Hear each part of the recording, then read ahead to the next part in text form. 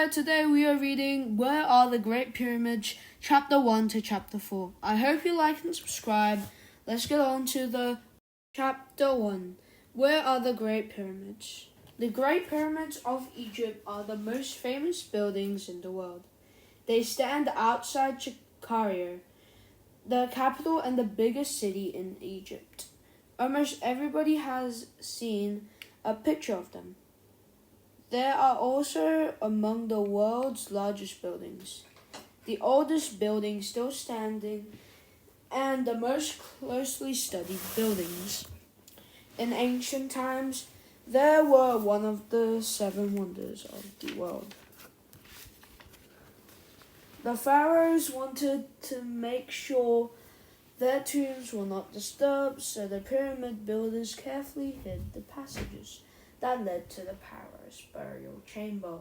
They set traps for anyone who tried to break in. Even so, tomb robbers managed to get inside and steal treasure. Over the centuries, Egypt declined, but the Great Pyramids remained. When later visitors arrived, they were astonished by what they saw. No one had seen anything like the pyramids. A Greek known as Herodotus arrived in Egypt in the 5th century BC. The pyramids were already thousands of years old then. Like so many others, he asked, who could have built these pyramids? How did they do it? Today, scientists are still seeking the answers to such questions. We know more about Egypt than Herodotus did. Yet unsolved mysteries remain. Today, scientists are making new discoveries, but the pyramids still hold many secrets. Chapter 1: The Gift of the Nile. It took a rich and powerful country to build the Great Pyramids. Egypt was rich because of its location along the Nile River. Herodotus called Egypt the gift of the Nile, and he was right. The Nile's greatest gift was the dark, fertile soil it brought to Egypt every year when it flooded. In some countries, farmers are afraid of floods, but in Egypt, the flood left behind a new covering of fresh soil. The soil deposited by the Nile was called Kemet. The Kemet was only about 13 miles wide. Beyond that, on both sides was desert, the Red Land, which was desert. Nearly all Egyptians lived in the Black Land, growing wheat and barley. These grains were stored for use all year round. The Red Land was a barrier that protected Egypt from outside invaders. In the north, the Nile divides into many branches, so the land is swampy. Enemies could not cross that land either, so Egypt was safe from foreign conquerors for many centuries. Without the Nile, workers could not have brought massive stones to the building sites of the pyramids. Roads built on sand could not carry such heavy loads, but boats and rafts could. Egypt also had a strong government, with one person at the top, the pharaoh. This kind of government was necessary to carry out such immense projects as building a pyramid. Originally, there were 2 communities along the Nile. One called Upper Egypt was in the south. That sounds confusing because on our maps, south is always on the lower part of the map. But the Nile flows from south to north, so Upper Egypt was upstream. The other community was farther down the Nile, near the place where the river divides into many branches. That was Lower Egypt. Around 31 BC, a ruler of Upper Egypt named Narmer conquered Lower Egypt and unified the country. He built a new capital at the midpoint between the new Egypt The city known as Memphis was about 30,000, and about 30,000 people lived there.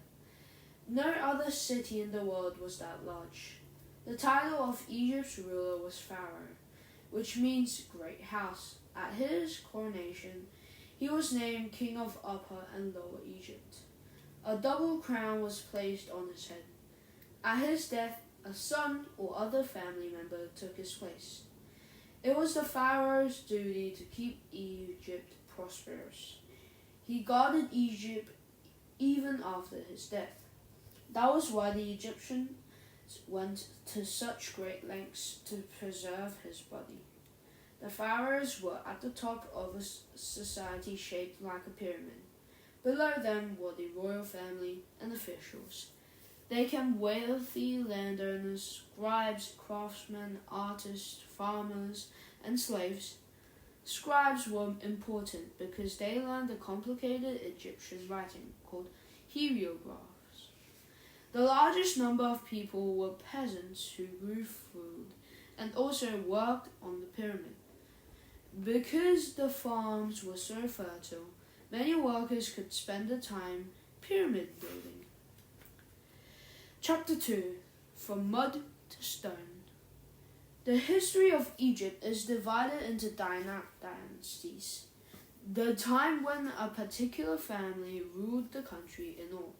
There were 31 dynasties, divided into 3 groups called the Old Kingdom, the Middle Kingdom, and the New Kingdom.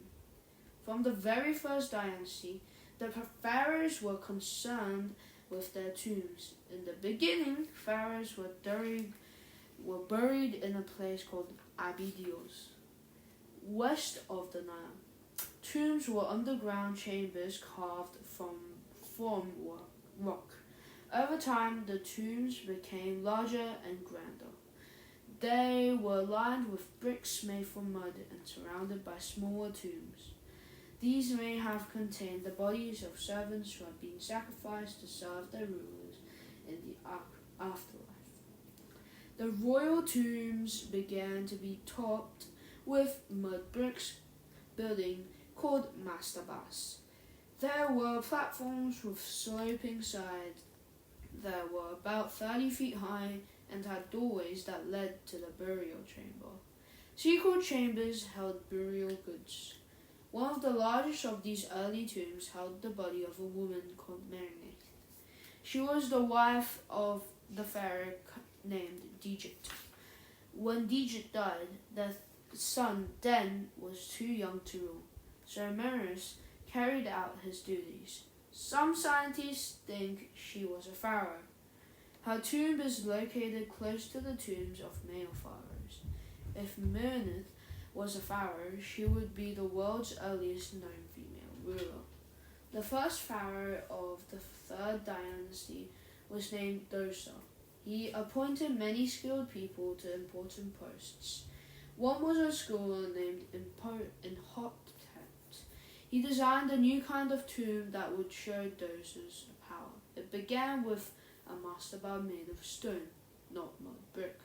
On top of that was a second small mastaba. 4 more mastabas followed, each one smaller than the previous one. The result was the Step Pyramid. Located in Saqqara, across the Nile from Memphis, the Step Pyramid can still be seen today. It was the first large building made from stone. Like all the pyramids, it was west of the Nile. That was the direction of the setting sun, where ancient Egyptians believed the afterlife was, and it was built to last. In 1924, an archaeologist named Cecil Firth was exploring the inside of the Step Pyramid. He discovered a sealed room with no door, but 2 small holes at eye level.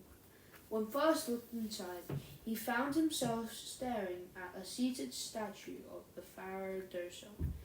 He was wearing a stripped headdress. The eye sockets of the statue had already been filled with crystal balls. Though they were empty now, Firth was starting in the face of a man who had lived 4,500 years ago. Some of the pyramids that followed those were not so successful. The pharaoh Semufu ruled for a long time. Most experts say 24 years. He tried 3 times to build pyramids. At least one collapsed. Another is called the bent pyramid because the angle of its walls changes near the top. The Red Pyramid was Khufu's last try. It was the first pyramid with smooth walls and got its name from the red sandstone in its core. Originally, white limestone covered the red sandstone core, making the sides smooth, but most of the limestone was later removed for other building projects. The Red Pyramid is popular with tourists today because people can walk through its many corridors. Some scientists think Khufu's burial chamber somewhere inside has yet to be discovered. Chapter 3: The Great Pyramids of Giza. Khufu was the pharaoh who followed Snufu. He created the first of 3 Great Pyramids of Giza. These are the one most often seen in photographs of Egypt. They are among the greatest construction projects in all of history. They were the mammoth tombs of Khufu and the pharaoh who came after him, Khafre, and Menkaure. All 3 were built during the 4th dynasty, 2063-2049 BC. They are located on the Giza Plateau, just outside modern Cairo. The Great Pyramids were originally even more spectacular than they are now. They were covered with smooth white limestone. At the top of each was a pyramid-shaped cap, called a pyramidon-shaped cap. It was covered with gold. Scientists think the pyramid shape was designed to resemble the rays of the sun. Ra, the sun god, was the chief god of the Egyptians. The core of each pyramid was granite and sandstone that came from far up to the south. Around Aswan, most of the white limestone was later stripped off and used for other buildings, so the core is the part that we see today. The pyramids did not stand alone. They were part of a group of buildings that included a temple. Here, offerings of food and drinks were presently daily for the dead pharaoh. Egyptians believed his needs in death were the same as in life. Small pyramids and mastabas were created nearby for royal relatives and high officials. The Pyramid of Khufu, also called Cheops, is 481 feet high. It was the largest stone building on Earth and remained the tallest for over 4,000 years. Khufu had a large family and he put his nephew, Himuniu, in charge of building his pyramid. Himuniu's tomb is near Khufu's pyramid. The granite for building Khufu's pyramid needed to be brought from hundreds of miles away. The only way to transport it was along the Nile in strong boats, but Egypt didn't have many trees for building boats, so Khufu sent some city to the city of Byblos. In today's Lebanon, the Egyptians were able to buy strong cedar trees there. They built ships with the cedar. 2 of the ships were buried near Khufu's pyramid. The second Great Pyramid was intended for Khafre, Khufu's son. Herodotus says that Khafre was a cruel ruler. Khafre wanted his pyramid to be larger than his father. Although the actual pyramid is only 448 feet tall, it rests on a higher part of the bedrock and so appears taller. Its pyramidon is still in place. The other 2 pyramids originally had one too, but they were removed for their gold. The third pyramid was built by Menkaure, grandson of Khufu. His pyramid is the smallest of the group, originally 218 feet high. Menkaure was remembered as one of the kindest rulers in Egypt's history. Perhaps this is because he didn't make people work so hard building his pyramid. He is also known for his wise judgments in disputes that were brought to him. It may be hard to believe, but in the 12th century AD, a ruler wanted to tear down the Great Pyramids. Kurds had conquered the country, and the ruler wanted to do away with these signs of Egypt's power. He sent a large number of workers who started with Menkaure's pyramid. They were only able to remove 1 or 2 stones each day. They had to split each stone into several pieces so that carts could carry them away. Finally, after 8 months, the ruler decided the workers were wasting their time. But a large gash on the side of Menkaure's pyramid shows the damage they did. Guarding the plateau of Giza is the largest statue in the world, with the body of a lion and the face of a human. It is known as the Sphinx.